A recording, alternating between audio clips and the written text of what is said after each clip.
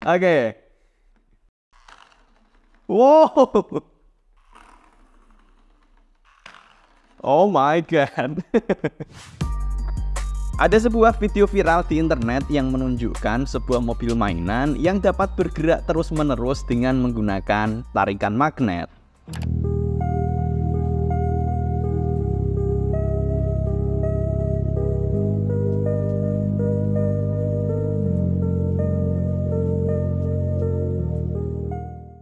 Oke, di video sebelumnya kita sudah membahas dan membuktikannya secara langsung. Aku sudah membuat sistem mobil seperti ini yang ada di video. Dan kita bisa melihat bahwa ternyata sistem ini tidak bisa bekerja. Singkatnya, ini terjadi karena tarik-menarik antara kedua magnet ini terjadi di dalam satu sistem yang sama. Jadi ibarat ada yang menarik dari depan dan menarik dari belakang. Mobilnya jadinya tidak bisa bergerak maju. Untuk yang belum nonton videonya, aku menyarankan kalian untuk nonton dulu biar lebih jelas pembahasannya. Nah, dan di video tersebut ada banyak sekali pertanyaan-pertanyaan dan saran yang muncul yang berusaha untuk mewujudkan agar mobil ini tetap bisa bergerak. Di video ini kita akan membahas komentar-komentar tersebut secara lebih dalam dan membuktikannya secara langsung untuk mencari tahu bagaimana caranya mewujudkan mobil magnet yang dapat bergerak terus-menerus ini. Kita mulai dari yang pertama. Gimana kalau satu magnet diganti besi? Kan nggak bakal tarik-menarik, cuman satu arah jadinya. Apakah akan bisa bergerak mobilnya? Kita coba saja.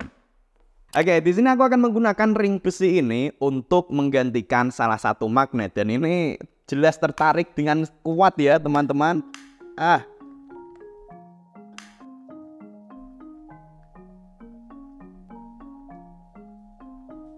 Oke, sudah jadi setupnya dan ini bahkan jarak antar besi dan magnetnya aku dekatkan biar makin kuat gaya tarikannya. Dan momen pembuktian kita lihat saja teman-teman. Wow. Oh my god. Lah bisa gitu ya. Nah ternyata kalau kita menggunakan sistem yang terdiri dari sebuah magnet dan satu buah besi, ternyata sistem ini nantinya sama saja tidak bisa teman-teman. Meskipun tadi argumennya di awal adalah kalau menggunakan besi nanti ditariknya cuma searah gitu kan tadi argumennya yang ada di komentar. Dan ini banyak banget yang berkomentar sejenis ini. Dan ternyata ini sama saja tidak bisa teman-teman. Kenapa kok gitu? Kita kembali ke dasarnya saja. Ini adalah hukum dasar dalam fisika, hukum Newton ketiga, yang menunjukkan bahwa untuk setiap interaksi gaya aksi, maka nantinya akan muncul gaya reaksi yang nilainya sama tapi berlawanan arah. Ini adalah hukum dasar dalam fisika. Kalau kita ambil contoh nih, misal ada sebuah tembok. Kita memukulkan tangan ke tembok. Duar. Pertanyaannya, apakah hanya temboknya yang merasakan sakit? Nah ternyata enggak kan, ternyata tangan kita pun juga merasakan sakit. Karena ketika kita memberikan gaya kepada temboknya, maka temboknya nanti akan memberikan gaya reaksi yang nilainya sama tapi berlawanan arah. Makanya tangan kita kemudian merasa sakit. Inilah gaya aksi reaksi. Dan gaya aksi reaksi ini selalu muncul pada interaksi gaya teman-teman. Termasuk dalam hal ini adalah ini terjadi juga pada sistem mobil mainan ini teman-teman. Makanya meskipun ini adalah besi dan ini adalah magnet, gaya tarik-menarik antar keduanya ini tetap terjadi teman-teman. Yang akibatnya seperti yang sudah kita bahas di video sebelumnya, ada gaya ke sini, ada gaya ke sini, jadinya adalah diam. Semoga cukup jelas ya teman-teman. Ternyata sistem ini pun juga tidak bisa bekerja. Dan inilah salah satu pentingnya kenapa kita perlu belajar tentang fisika, yaitu agar insting kita dalam memahami cara kerja dunia bisa lebih tajam, bahwa ini pun juga tidak bisa. Dan kalau kalian tertarik untuk bisa belajar secara lebih efektif dan menjadi seorang yang jenius, aku menyarankan kalian untuk mengikuti series video premium yang sudah aku buat, Genius Course, cara belajar efektif dan menjadi jenius. Series ini membahas secara tuntas cara belajar paling efektif sesuai dengan penelitian ilmiah. Untuk menonton, kalian bisa join membership di channel ini di tier premium. Oke, next. Coba magnetnya digunakan secara kutub yang sama. Apakah mobilnya akan berjalan mundur akibat daya tolak menolak magnetnya? Kita coba lagi. Mau tak pasang malah gerak sendiri nih. Oke. Dan ternyata sama saja tidak terjadi apa-apa, teman-teman. Karena kembali lagi, gaya tolak menolak yang muncul di antara kedua magnet ini muncul secara berpasangan, tolak menolak ya, nggak hanya satu gaya saja. Dan kedua gaya ini muncul di dalam satu sistem yang sama, sehingga seperti yang kemarin sudah kita bahas, ibaratnya ada yang dorong ke kanan, ada yang dorong ke kiri, yang akibatnya sigma F-nya nanti sama dengan 0, teman-teman. Dan ini ada komen yang cukup bagus juga menurutku, yang ini menjelaskan secara lebih sederhana gambaran bagaimana sistem mobil magnet ini. Prinsip mobil magnet itu sama dengan lo dan teman-teman lo berusaha ngedorong mobil pick up yang lagi mogok dengan cara mendorong dari dalam bak pick up-nya. Benar sekali nih, prinsipnya kurang lebih sama. Next, kalau pakai metode pendulum kira-kira bisa nggak ya? Wait. Kalau dikasih sistem pendulum berarti maksudnya adalah magnetnya yang di depan ini dia nggak diam statis seperti ini, tapi dia bisa bergerak-gerak. Apakah sistem ini bisa membuat mobil magnetnya bergerak? Kita coba saja. Dan di sini aku sudah membuat sebuah sistem baru, teman-teman.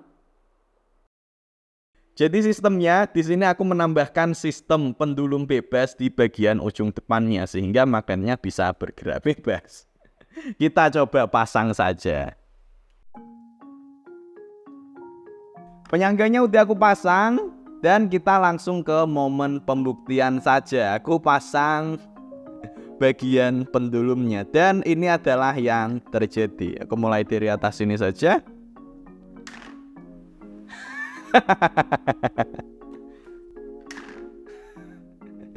Ternyata yang diharapkan tidak terjadi, teman-teman. Karena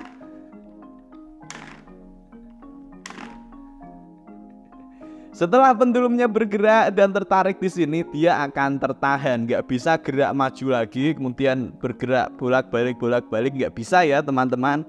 Tapi justru pendulumnya akan tertahan seperti ini. Atau kalau kita balik kutubnya, atau kalau kita balik kutubnya, maka yang terjadi adalah seperti ini, teman-teman.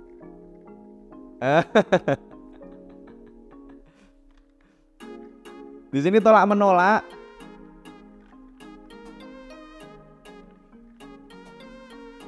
Dan yang terjadi adalah pada akhirnya gerakan pendulum ini nantinya akan tertahan seperti ini. Tapi memang kalau kita perhatikan secara lebih seksama, teman-teman, coba perhatikan posisi mobilnya. Lihat lagi. Mobilnya bergerak mundur loh. Beneran mundur dikit loh ini tadi. Ini tidak ada tipuan, bener-bener mobilnya turun sedikit, mundur sedikit, teman-teman. Kenapa kok gitu?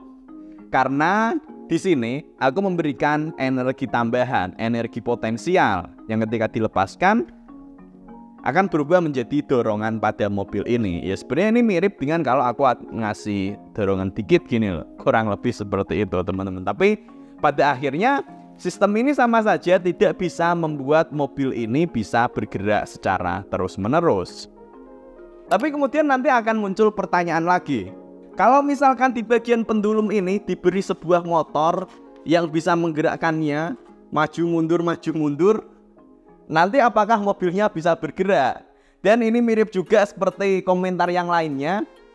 Kalau misalkan magnetnya dibuat dengan pegas agar magnet tersebut bisa bergerak maju mundur, apakah bisa bergerak mobil tersebut?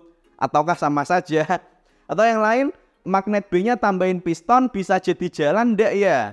Pistonnya maju mundur. Nah, untuk kali ini silahkan kalian coba analisis sendiri teman-teman. Apakah ini nantinya bisa membuat mobil ini bergerak maju ataukah tidak? Tapi memang seperti yang kita lihat di sini tadi, kalau kita menggunakan sistem pendulum biasa seperti ini, maka nantinya dia setelah bergerak beberapa kali akan berhenti. Dan kalau kita ubah sistem ini dengan menggunakan piston ataupun pegas,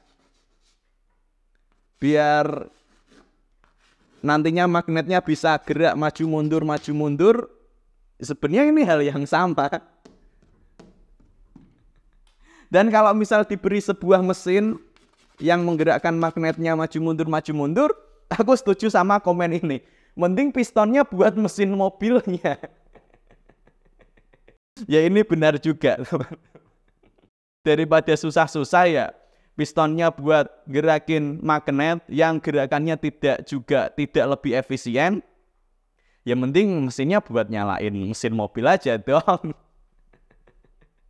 Nah makanya kita mulai masuk ke pembahasan selanjutnya. Dan intinya gini, kalau kita berharap untuk bisa menggerakkan mobil ini dengan sistem magnet yang tergabung dalam satu sistem yang sama, maka mau kita coba seperti apapun, mobil ini tidak akan bisa bergerak dengan baik. Ini bukan sebuah bentuk pesimis, tapi ini adalah sebagai bentuk pemahaman atas cara kerja dari alam semesta. Yang dari sini, karena kita tahu cara ini tidak mungkin bisa, kita menuju ke alternatif cara lain yang lebih memungkinkan. Dan caranya gimana? Salah satunya, yang pertama perlu kita lakukan adalah dengan memisahkan kedua magnet ini. Jangan tergabung dalam satu sistem yang sama. Nah, tertarik? Dan ini pun bisa kita lihat juga dalam sistem kereta maglev, magnetic levitation. Jadi kalau di kereta maglev itu sistemnya kayak gini. Pertama, pada kereta maglev di sini dia memiliki magnet baik di keretanya ataupun di relnya. Yang di sini membuat keretanya akan menjadi melayang, saling tolak menolak. Yang ini berfungsi untuk mengurangi gaya gesekan antara kereta dengan rel sehingga dia bisa bergerak secara lebih efisien dan lebih hemat energi. Dan kemudian gimana caranya agar kereta maglev ini bisa bergerak maju? Yang mereka lakukan adalah dengan menariknya menggunakan magnet. Tapi tentu saja berbeda dengan sistem ini tadi, magnetnya terpisah sistemnya. Jadi di depannya nanti akan ada magnet yang kutubnya nanti akan berubah-ubah sehingga magnetnya nanti akan terus bergerak maju.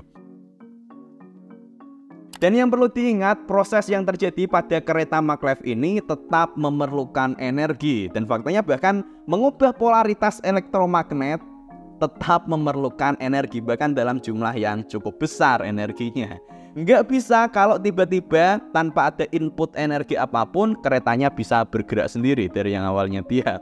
Makanya juga ketika pada sistem mobil magnet ini, karena tidak ada input energi apapun dari luar, ya mobilnya nggak bisa bergerak, kecuali kalau ada input nih, aku dorong dan lain sebagainya.